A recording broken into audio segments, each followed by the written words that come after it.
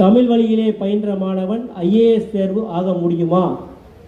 அரசு பள்ளியிலே பயின்ற மாணவன் ஐஏஎஸ் தேர்விலே செலக்ட் பண்ண ஆக முடியுமா? இப்படியெல்லாம் பல கொஸ்டின்ஸ் இருக்கும்.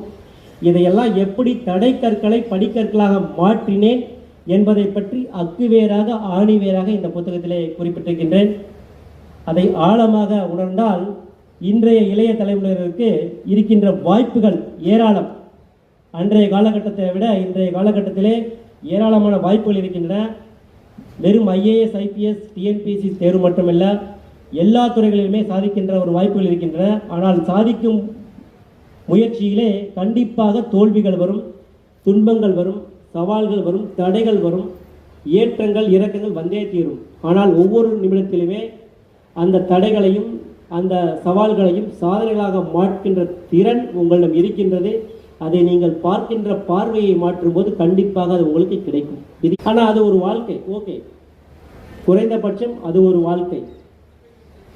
நாம் ஒரு வாழ்க்கை வாழ்கின்றோம், அது சிறப்பாக வாழ வேண்டும் என்று நினைப்பது இயல்பு. சில பேர் அதையும் நினைக்க மாட்டேங்கிறாங்க. யார் தோல்வியா சவாரி செய்யலாம் நினைக்கிறாங்க, அது அடுத்த விஷயம்.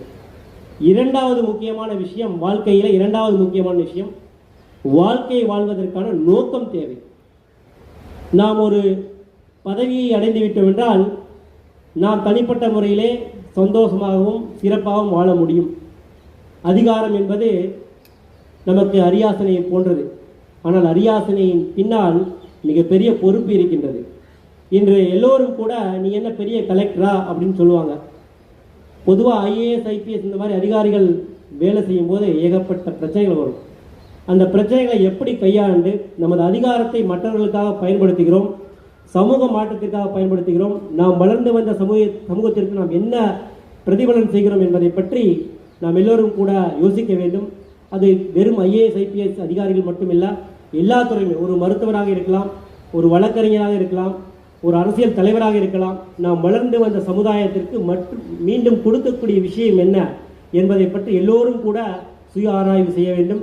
அந்த வகையிலே சமூக பொருளாதார பின்தங்கிய சூழலில் இருந்து வந்த நான் இன்று ஐஏஎஸ் அதிகாரியாக பின்னால் எனது சமூக பொருளாதார பின்தங்கிய சூழலில் இருக்கின்ற என்னை போல மாணவர்களுக்காக என்ன விஷயங்களை செய்திருக்கிறோம் என்பதை பற்றிய ஒரு பகுதியை இந்த புத்தகத்திலே கொடுத்திருக்கிறேன்.